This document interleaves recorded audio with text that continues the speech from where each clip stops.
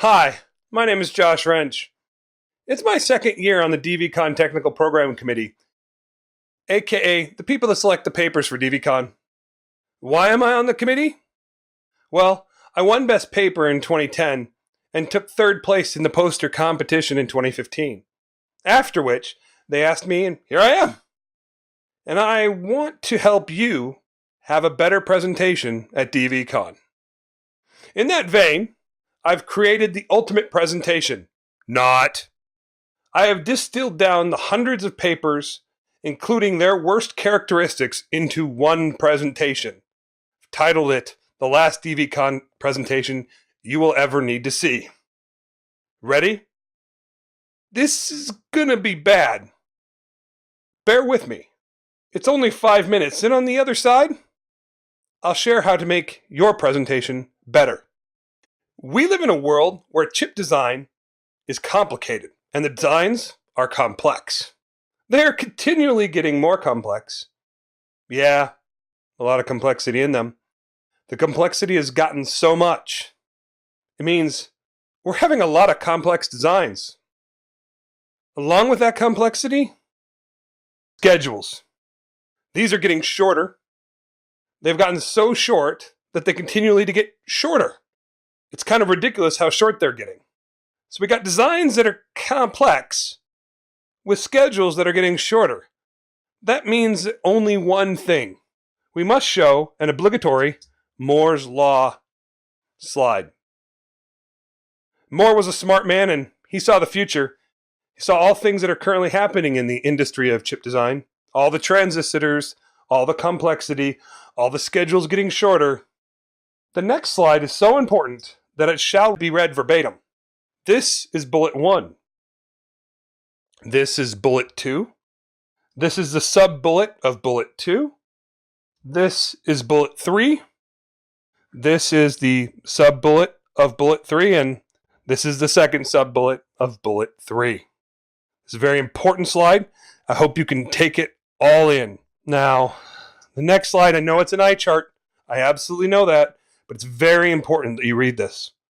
The words on the page are so important that I don't know how to define how important they are. So let's just take a moment to read them. You reading? Keep going. Oh, I think you got it. Good. You understand the whole chart? Gave you 15 seconds. That should be enough. Fantastic. Now we're going to move on to a slide that isn't so important, that I've added a bunch of animations to make it feel important. This talks about how things turn and spin to make sure everything works according to plan. What the plan is, I'm not sure, but it's working to the plan. In conclusion, this is my final slide. Seriously, the final one. I'm not going to go any further. You're almost done with this. And no more. This is the absolute final slide. Wait. I'm going to do my Steve Jobs impression. I've got one more thing. And this is the most important thing. I didn't think we'd have time to talk about it, but since I've been going so fast, I think we can. I really didn't think I would have it, but this is important. I didn't really think I'd have time, but this is the best slide ever. So I put it after the conclusion in case I had some time, because I wouldn't want to waste it. I know you and I have better places to be. This was an amazing presentation, if I do say so myself. I want to thank myself and thank everybody else who saw this presentation because they got to see me, which I hope you have no questions after this because I don't want to answer them. I just want to bask in the glory of being done. So, how was that? That presentation was pretty bad. I will tell you, it was painful to give, and I bet it was really painful to listen to. I'll find out in the replay. Now that it's over, I want to make sure I showcase some of the things, number of issues I've seen in presentations at DVCon. Not that I've seen a presentation with all the issues that I showcased, but I've seen that a number of presenters at DVCon who could use some tips and tricks on presenting. Sure, everybody seems to understand how to say words. We learned that young. And work PowerPoint. We learned that old. And answer questions. We learn that when we're a parent. The problem is how to make that combination more effective. It's like having a Ferrari and then using it as a golf cart. Nothing's stopping you. But if you want to use a Ferrari to its full potential, a golf course is not where I'd like to use it. So that's my presentation I'm going to give you. How to use all these in good combination. But first, a brief history lesson. The first satellite launched into orbit was Sputnik 1. It launched in 1957. You may be asking yourself, what does that have to do with presentations? Well, in 1957, in response to Sputnik, Congress passed the Federal Aid to Education Bill. This was great for the education system, which was given a large influx of money. Part of that money was earmarked for various general improvements for the classroom. One of those improvements was overhead projectors. One in each classroom. Some of you may not be old enough to have worked with an overhead projector, but they were extremely popular in schools till the 90s. Overhead projectors gave us transparencies. In other words, slides. The suffering started with that bill. That means the origins of death by PowerPoint can be traced back to 1957. Sputnik has long since crashed, but we are still suffering from slides. I'm here to tell you that it doesn't have to be this way anymore. Technology has advanced. PowerPoint and Keynote allow so much more. We don't need to format our slides like transparencies from the 60s. We can do better than previous generations of slides. We need to do better. And if we do better, we get something for it. Anyone like trophies? Who likes money? Who wants fame? I kind of want all three. Did you know you can win these for a presentation or poster you give at DVCon? The top 3 presentations and the top 3 posters all receive trophies and cash at the end of the conference.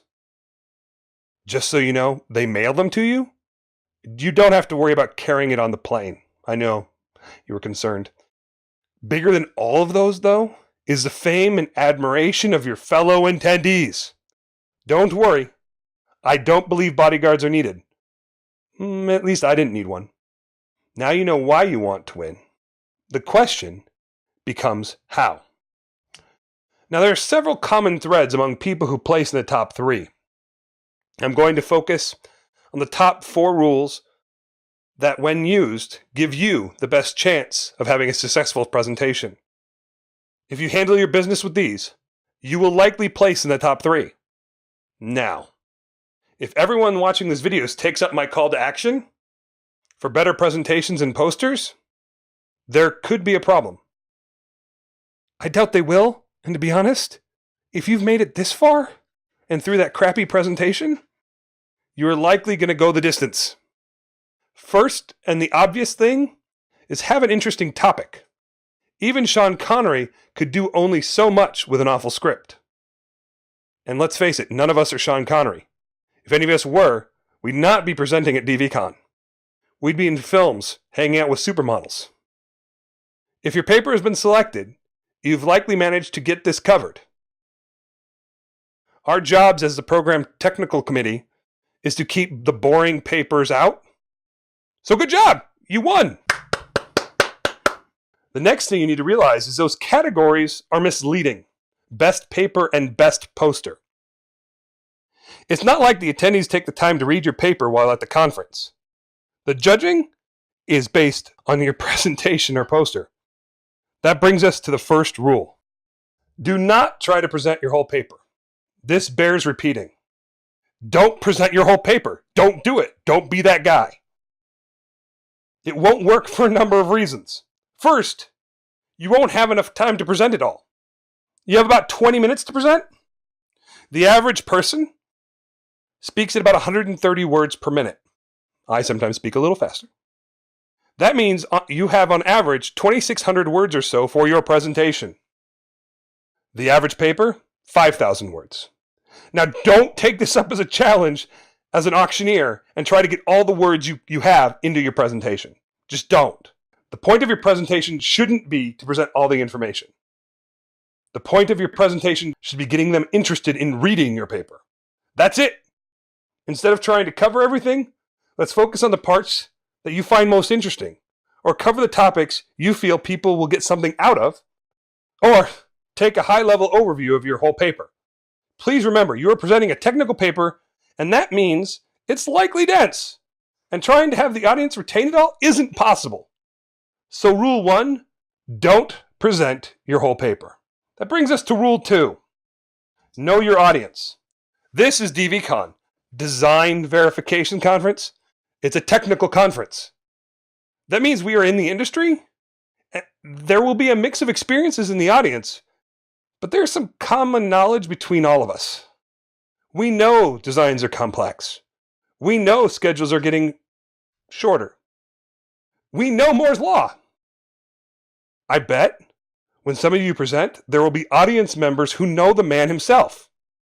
Personally, I don't, but I'd love an introduction to Gordon Moore. Yeah, that'd be cool. Anyways, so unless you have something new to say on those items, focus on your topic. Don't try to talk down to the audience. Don't talk down to the audience. I've seen papers spend several minutes on various common items known throughout the industry during their presentation. You know what happened? The audience walked out. A winning presentation doesn't have people walking out.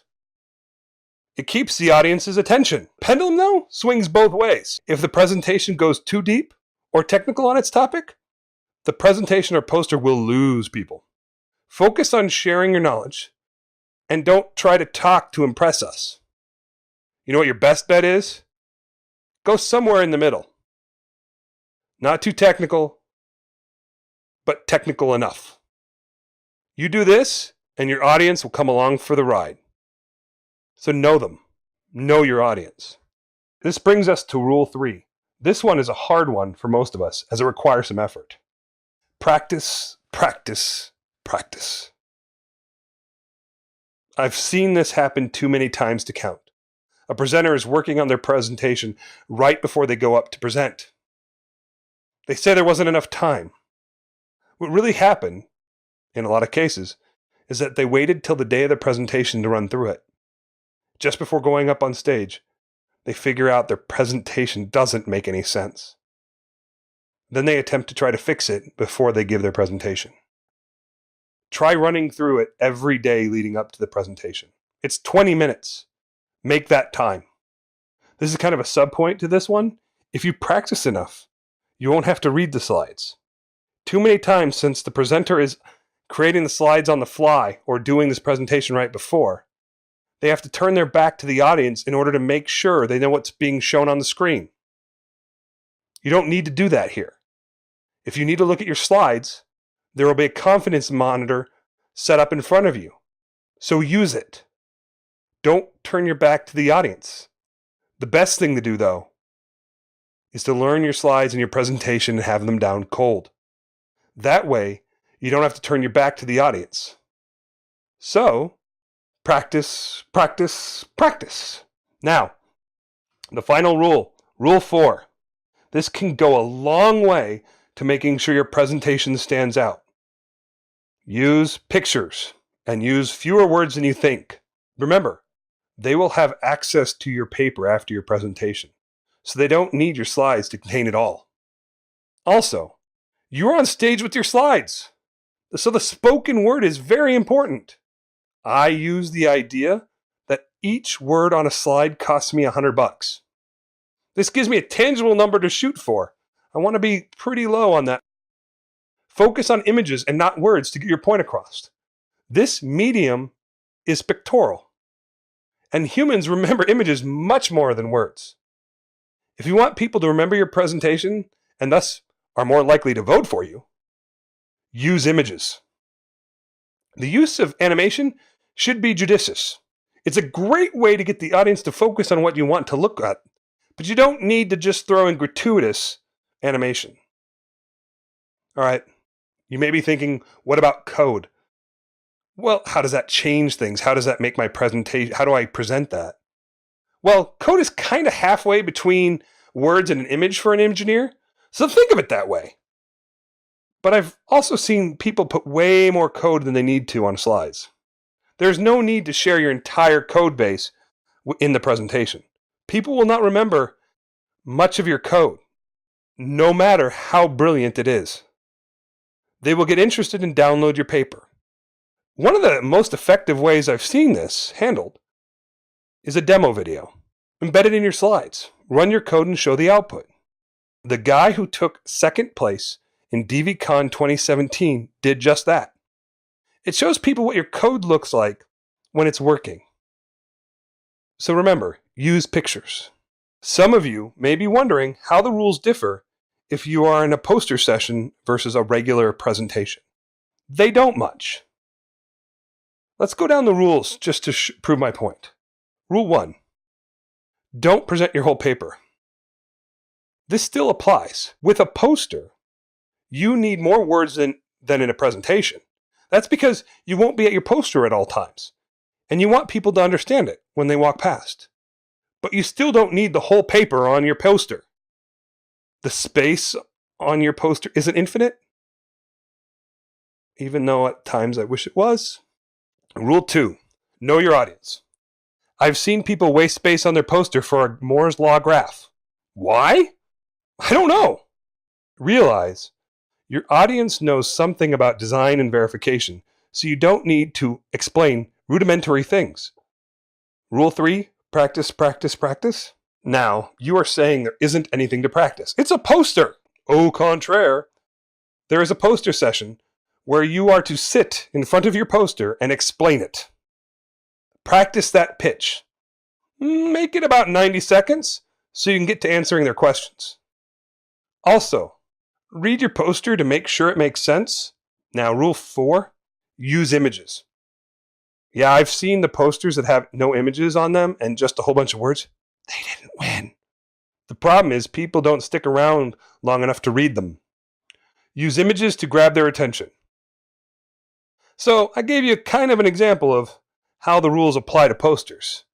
So there you have it. The 4 rules that will make your poster or presentation stick out at DVCon. And sticking out is what you need to make sure that you are in the best possible position to win the best paper or poster at the conference. Let's go over those rules again. Don't present your whole paper.